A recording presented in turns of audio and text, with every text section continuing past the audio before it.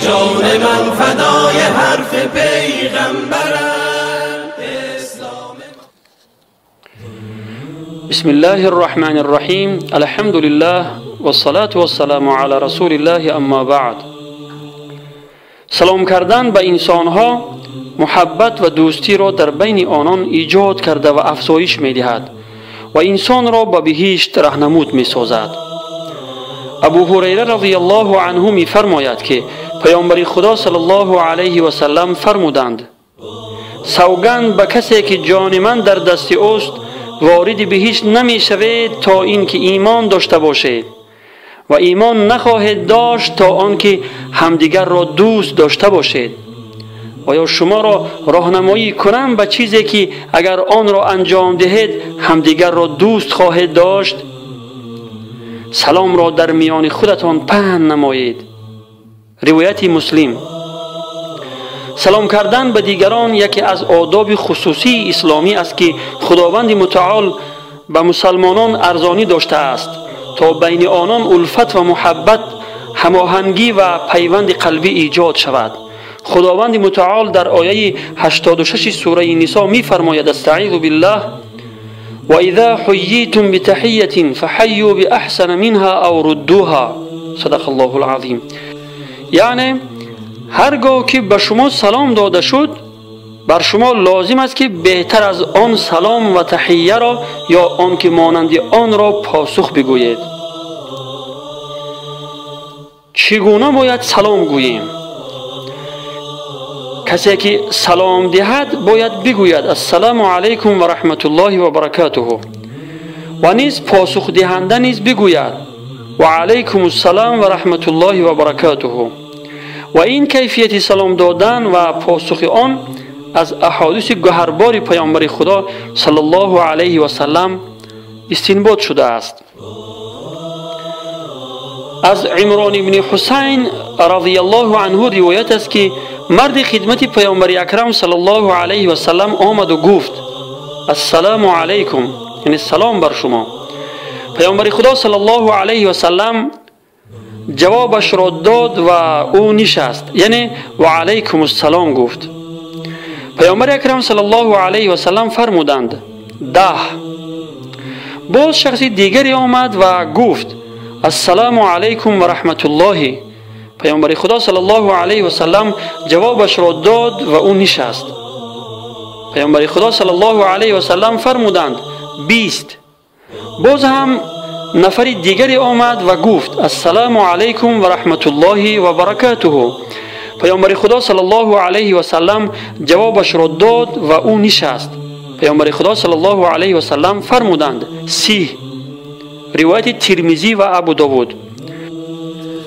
شارحین احادیث نبوی می فرمایند هر یکی از کلمه های سلام، رحمت و برکت 10 ثواب دارد که همگی 30 ثواب می شود. از عبدالله ابن عمرو رضی الله عنهما روایت است که شخصی از پیامبر خدا صلی الله علیه و سلم پرسید اسلام چی کسی بهتر است؟ پیامبر خدا صلی الله علیه و سلم در جواب فرمودند اسلامی کسی که به افراد شناس و ناشناس سلام گوید و گرسنگان را طعام دهد. روایت بخاری باب افشای سلام.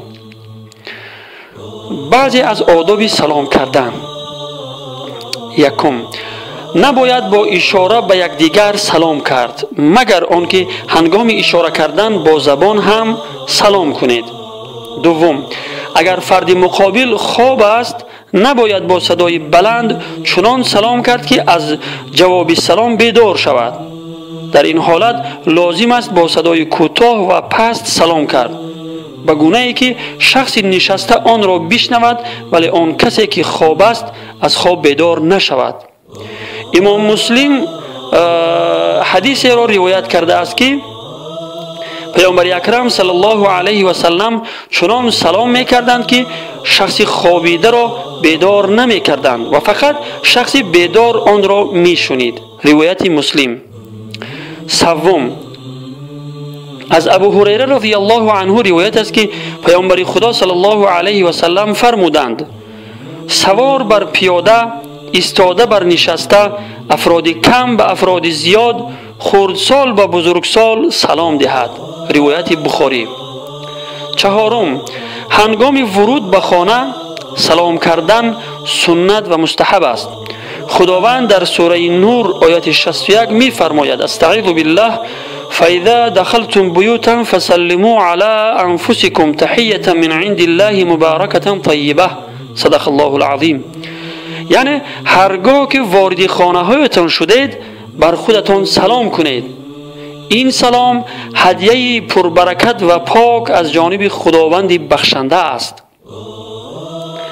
پنجم، مسلمان نباید اول ابتدا به کافران سلام کند.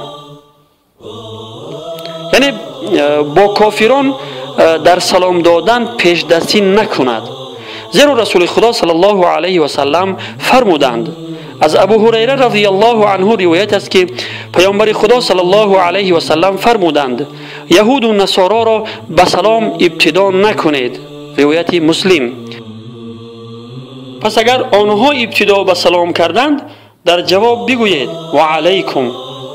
زیرا رسول اکرم صلی الله علیه و سلم فرمودند.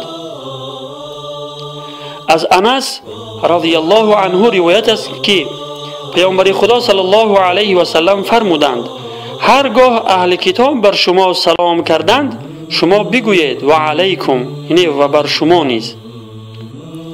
ششم، سنت است هنگام برخاستن از جلسه، یعنی از مجلس، وقتی که انسان برمیخیزد باید سلام کند. رسول خدا صلی الله علیه و سلم در این بابت فرمودند. از ابو هریره رضی الله عنه روایت است که پیامبر خدا صلی الله علیه و سلم فرمودند: هرگاه یکی از شما به مجلس برسد باید سلام کند و هرگاه قصد کند که برخیزد باید سلام کند، زیرا سلام اولی از دومی سزاوارتر نیست. یعنی هر دو سلام در سنت بودن و ثواب با هم برابرند. روایت ابو داود و ترمذی.